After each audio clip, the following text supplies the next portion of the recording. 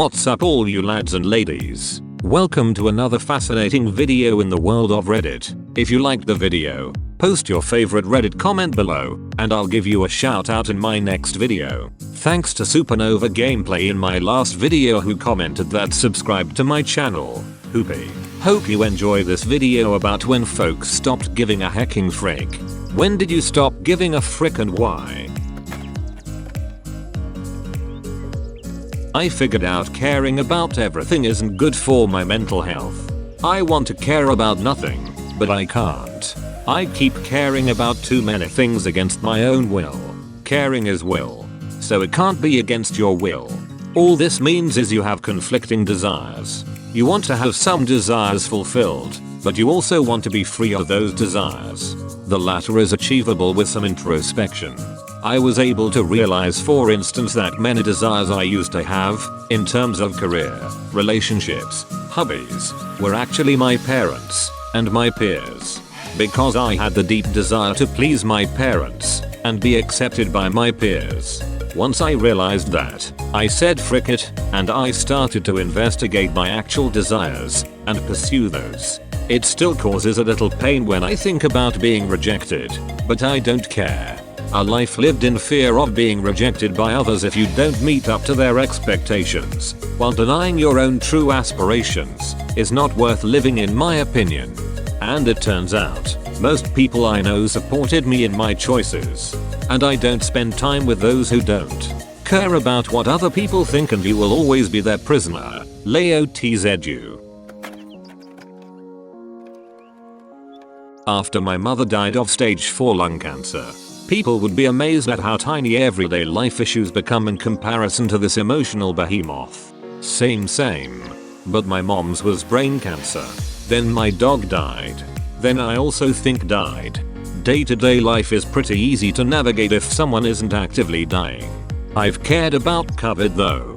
Was scared it would get my dad. Didn't, though.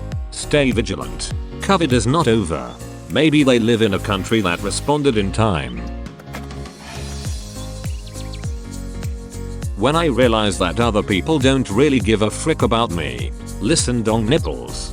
Do you mind if I call you dong nipples? Anyway, I care about you. No, call them Richard. Okay, so Richard Nipples. We can still keep it casual and go with Rick Nips. I'm nipple-re-ike. I turned myself into a nipple, Morty. About 2 years ago I had a revelation.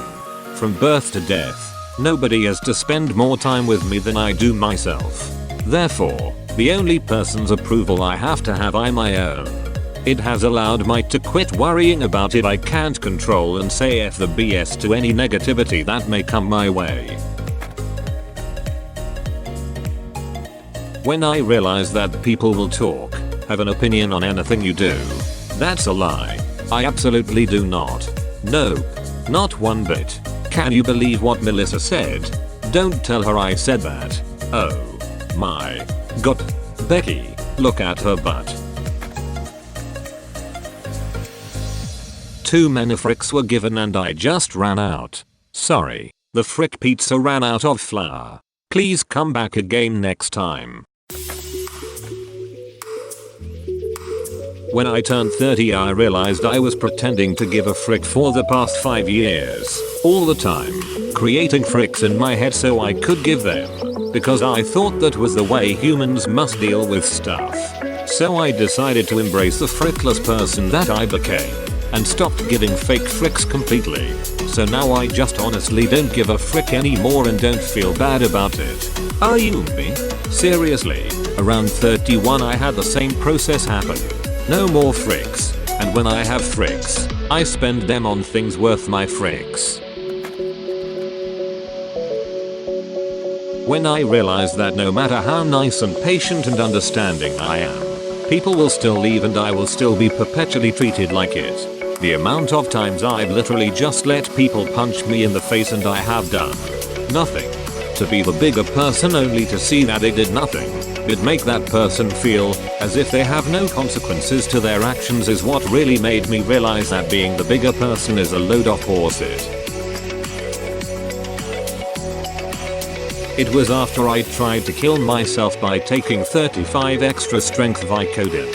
But that's another story. I went to my shrink to avoid getting sent to the mental hospital and she changed my life. She pointed out that now that I knew I could cross that line and kill myself, I could just do whatever I wanted, and if everything went to it on me, I could just kill myself. On that day, I stopped giving a frick about what anyone wanted but me. I filed for divorce, came out of the closet, and 2 months after that, met the love of my life. We just had our 15th wedding anniversary, but I haven't given a frick in a long time. What I want and how I want to live my life is all I am concerned with. As for the other guy, he comes first, right after me. Bold move from your therapist, but incredibly insightful. I'm glad you're doing well. It certainly was not what I expected, but it gave me an insight I never had before. When I realize no matter what you do, some people will be always ready to judge you. If you could walk on water, some people would be like, oh yeah, but he can't swim. When? After my first acid trip in 1998. Why? I took acid and realized not many things actually warrant me giving any of my fricks away. Yes, same thing happened to me as well. After an hour of talking about salt with my friend, I realized we are just nature as well and just need not worry so much, because there will always be something better after a bad event happens, from spilling your pineapple pizza onto your assless chaps to coping with the loss of a loved one. Also, I experienced ego death on acid and actually thought I had frozen to death and was floating through space, but it turned out I had just closed my eyes in bed and forgotten to get a real blanket. Was actually freaking terrifying. But ever since then, death hasn't scared me, and it's something I've already accepted because of that experience. Acid is freaking weird. I had a similar trip, not on acid. This coyote came up to me, was giving me wisdom, sounded like some old country singer or something. It was awesome. Bold of you to assume I ever gave a frick in the first place. No joke, I used to be so paranoid about what people thought of me, relating back to PTSD, that I would try to please everyone I ever met. Me and my partner then decided to have a kid, and a couple months after trying, I finally got pregnant. And it all just changed after that. 15 weeks and I was working at a grocery store, and a woman, white, was trying to buy alcohol and was pissed I was trying to card her friend, black, which is not only our store policy, but the law where I live. She was screaming how I was racist. My partner is black and I was carrying his kid at the time, and telling my manager I needed to be fired, while the guy she was with was trying to calm her down and make her leave. We stood there for at least 5 minutes as my co-workers were trying to explain to her that I was pregnant and prone to panic attacks, and she kept screaming about how she had 4 kids. I needed to stop being a bitch and stop freaking crying. My manager tried to force me to sell the alcohol, against the law here and against my contract.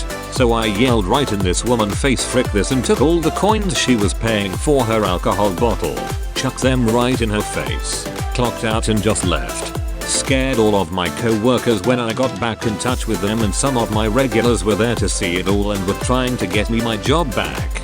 Didn't want to go back. After that, I've had the easiest time telling people no and to frick off.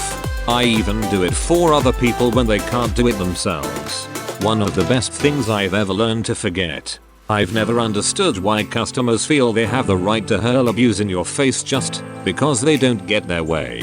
Like any rational person would have known that you can just go to another liquor store. It's not a huge deal. No need to dehumanize the pool employees. To all you Karens who go super saiyan on the pool souls who are stuck trying to help you, your fights in life are petty, and that's why you feel the need to crank your response up to 11 for the slightest bullet. Your emotional scale is off and you need to get some perspective. When I realized life was meaningless, the fact that life is pointless actually made me care more and motivated me. It's a sense of control. You get to do what you want. It's in your control, with some obvious restrictions. There is nothing you have to achieve or do, just what you find important. It's relieving. I think what you're talking about is called optimistic nihilism. If life has no meaning, then we don't have to be weighed down by the responsibility of fulfilling a purpose. We are free to choose our own paths. It's a natural consequence of nihilism and evolves into existentialism. Person is the center, our consciousness, our ability to create values and pursue them. It's ultimate freedom of choice and ultimate responsibility by the sole judge of yourself and your life. It's the opposite of religion and other ideologies bullcrap. Make sure to like, subscribe and hit that notification bell like it owes you money. Remember to post your favorite Reddit comment from the video for a chance to be featured in my next video. I hope you enjoyed this fantastic video about life advice. Show a small channel some love by liking and subscribing. Take care. Pip pip cheerio. Much love from me, Matt British.